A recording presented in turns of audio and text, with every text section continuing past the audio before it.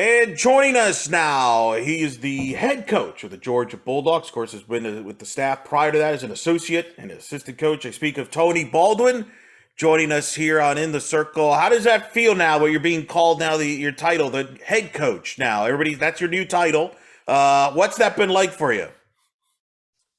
It's exciting and humbling at the same time. Very thankful to have the opportunity, and it's neat for the announcement, and then after that, it's the same stuff. You're just trying to help your team get better and help your players get better and be invested in those people. What has the fall been like for you, obviously in that position and with a new staff? What has that been like? Oh, it's been great. It's been fun. The transition was pretty seamless. And, really we've tried to spend the fall getting in our processes and just the foundation of what the program, is going to be like under new leadership, and really that is trying to hold on dearly to the things that have been the Georgia softball brand and what has been successful for us over the years, while also trying to improve in areas that, we haven't done as well. And so really just trying to spend a lot of time investing in our players and trying to make it easier. We've actually used the word simpler. I don't know if that's technically a great word to use or not, but there's nothing easy about being successful in the SEC or in college softball in general. But we're trying to make it as simple as possible for them to become the best version of themselves. Well, you made a big statement with your hire of JT D'Amico, which sent a big statement across the sport. You added Chelsea Wilkerson, former Georgia great, as well, and you got Alyssa DiCarlo as your volunteer. Just talk about the process as you envision building your staff. Yeah, at the end of the day, you want the most important thing is you want to get good people, and people that you enjoy being around. And so that was where we started.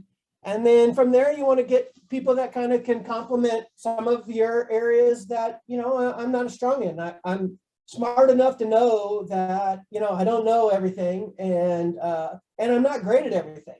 I have strengths. I'm confident in that. But there are things that I don't do as well as, maybe some other people would do. And so try to make sure that we get staff on board that can maybe pick up some of those areas. And so I couldn't be more proud of the staff that we had. I'm extremely thankful for all of them. We enjoy working with each other. We have a lot of fun. We laugh a lot, and we like coaching softball. And one of the things that really is important to me is that we have a staff full of people that are investors. Like they want to invest in the players. That's just how I believe you get the most out of people is being invested in them. And so, everybody arrived in Athens, jumped in with both feet, and it's been a really fun ride so far. And I would have to mention it got the players' attention. I mean, when you get somebody with JT's credentials to your staff, I think that opens eyes. Chelsea Wilkerson, who's wore that jersey, has played there, has been to the World Series. I mean, I would imagine the players were like, okay, we're taking this to a different level. They were, I would imagine that got their attention. Absolutely. Yeah, they've been great. The players have received the information really well. And, like anything else, the staff are just really good people, and they're good communicators. They're full of energy and they like what they do, and the players feed off of that. JT brings a level of enthusiasm to practice each and every day. And his passion for defense makes it easy for our players to want to buy into it. And, and then when they start to see the results from the information that he's given them, the buy-in grows in quicker. Chelsea and Liz both have such pride in this program and in the university that it shows in everything that they do.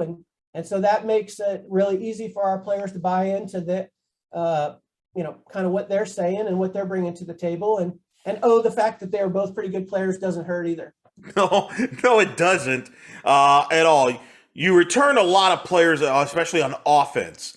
And I think, kind of looking back as I was looking at your note, people might forget how young you were in the position players and what, considering what you accomplished last year, when you look back at last year, you realize, do you feel like, we're maybe ahead of the curve here? Because we had a lot of young players that grew up maybe, fast here at a very high level, and maybe you're ahead of schedule here a little bit. Well, I think, the youth part, you were right. I mean, we were at the World Series and our starting lineup had 7 players with freshman eligibility. So, if we were to start, if we were to play today, I think there'd be a pretty good chance that our starting lineup would be the same 9 people that were in the lineup in Oklahoma City. So from that standpoint, I think that's an advantage of that. We have people that have been through the battles. They've taken some, knocks and kept on fighting. The thing that we're really proud of, this group, as when look back to last year, is that it was a real challenge. We had some highs and some lows. We had some, bright spots and some low spots, but through it all, they continued to be kind to each other. And they, we had a great locker room through the whole season. And so that's what allowed us to get to the end and still be a good team, like together, and still have a belief that there was a brighter day ahead. And sure enough, we put it together and had a couple good weeks. But, I think the other piece of it that's really good about this group is that they're motivated. They don't look at getting to the World Series with a sense of entitlement. They want to get back there and prove that they can play better. We're disappointed by our performance to a degree. Certainly the teams that we played had a hand in that. So not to take anything away from the quality of our opponent, but we didn't feel like we put our best games together out there, and we're going to work tirelessly this year to get back and do it a little bit better this time. Of the returners, which players have you seen them in the fall either take that next step or show that confidence that they didn't have a year ago at this time?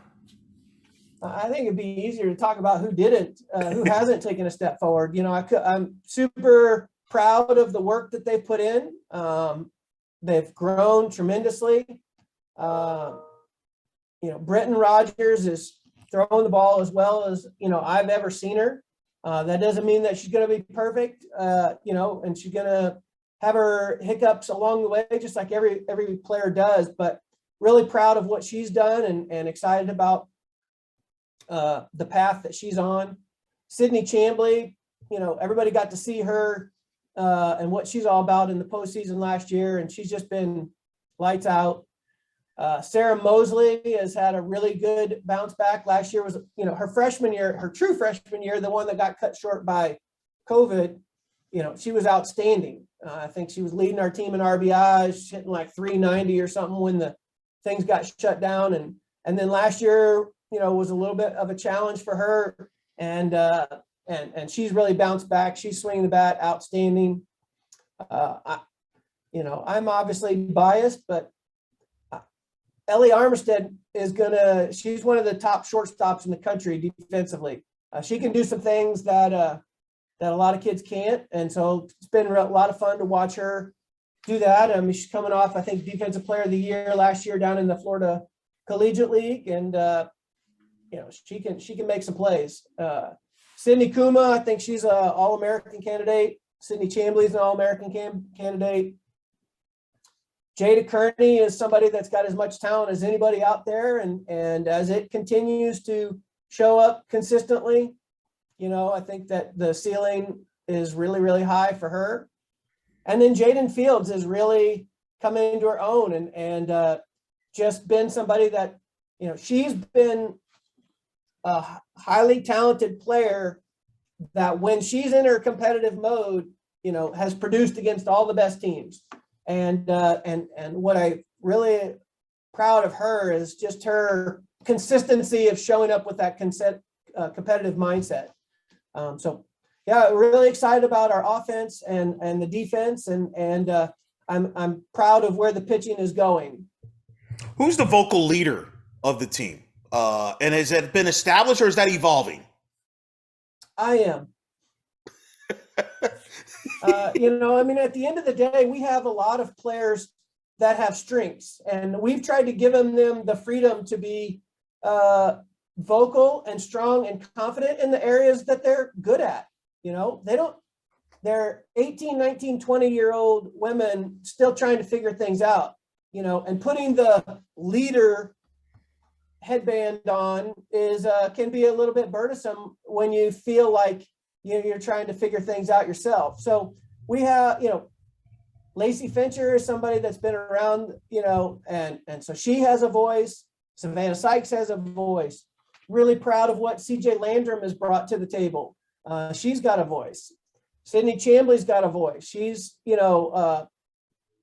just a special character type of person. Like, she just is always positive, and she's always energetic, and she's all about the team. And so she has a voice in those things. So there's a lot of people that have their voices, and that's the thing that we've really tried to talk about is, like, we need all of their voices. They've all, for us to be great, they have to be great individually.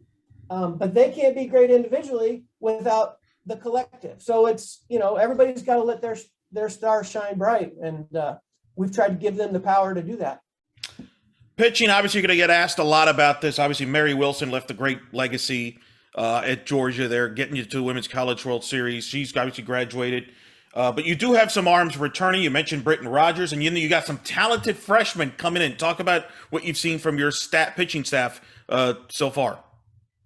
Yeah, really proud of them. Chelsea's done an outstanding job with them. Just in the communication standpoint and trying to work from a position of strengths. I think it's really easy sometimes to try and grow, in essence, you're trying to grow your game, and in doing so, you can kind of lose some of your strengths. And so we've tried to go back to, like, okay, what are your strengths, and let's go compete with those. And that's been something that's kind of simplified things for our pitchers. So Brittney Rogers has been great. Madison Kerpax has been healthy, and she was outstanding this fall. Lauren Mathis is throwing the ball as well as she's thrown it in a long, long time, and feels really confident. And then Kylie Macy is somebody that just, I think one of these days is going to just continue to be a bigger force for us. She's got the right mindset. She can really spin the ball. She applies constant pressure on hitters. And so I love what she's doing. So those will probably be the four that we go with the most, but that's not to, discount what the others bring to the table and that they can't continue to increase their roles.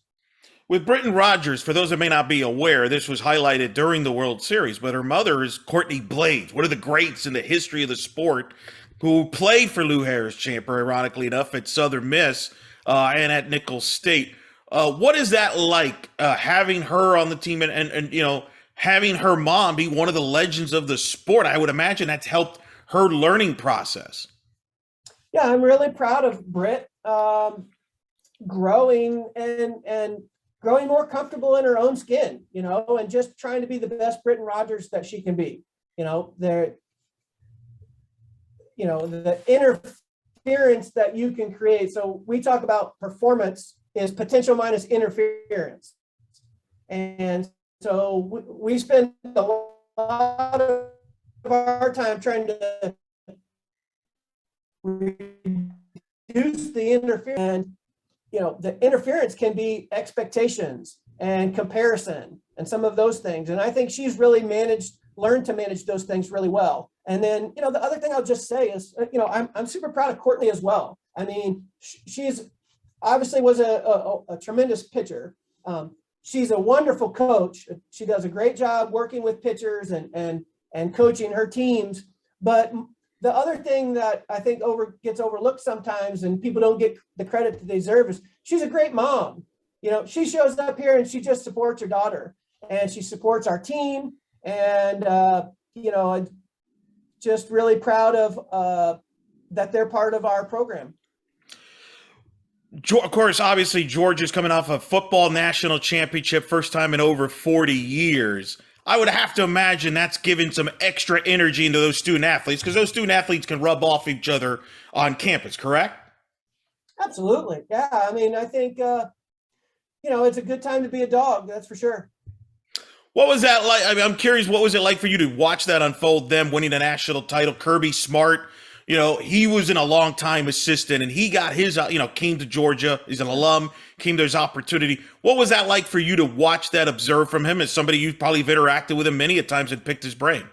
Sure. Yeah. No, he's done a tremendous job in all of the different areas that it involves. It's not just X and O's, for that, 60 minutes or whatever it is that they play. There's a lot of things that go into taking a program to that level. And, I have tons of respect for what he has done and, not just for the football program, but for the University of Georgia and Georgia athletics. So, he's just a wonderful ambassador for what being a dog is all about. And, I'd be lying if I didn't say that we don't try and emulate a lot of the things, obviously softball and football and there are some differences for sure, but a lot of the similarities that we try and emulate with their program, starting with recruiting.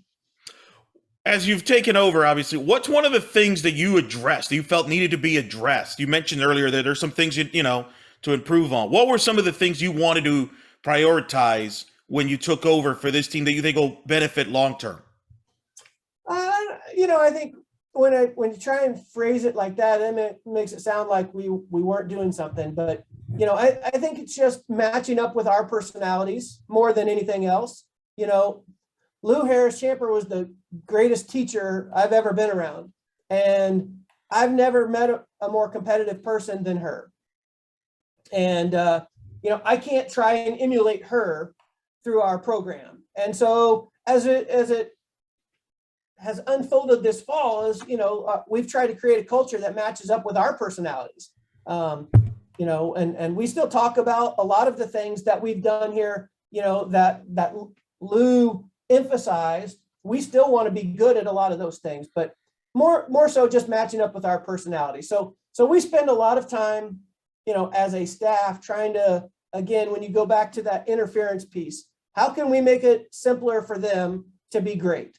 And so we've spent most of our time addressing how we can make it easier for them to be healthy in a world that's not that easy to be healthy in, whether that's on their nutrition habits or their training habits or their sleeping habits or, oh yeah, this whole thing called COVID, all of those kinds of things. So we've tried to spend a lot of time addressing that. We've tried to spend a lot of time on our environment, to where they feel like this is a place where they can shine. A couple last things. Let's talk about, obviously, your schedule. You got a challenging schedule. You're going to go on the road in Orlando to start. You'll play UCF. Obviously, Coach Ball Malone very well as Minnesota's in that tournament. Just talk about the playing on the road to start off here and learn about your team right away.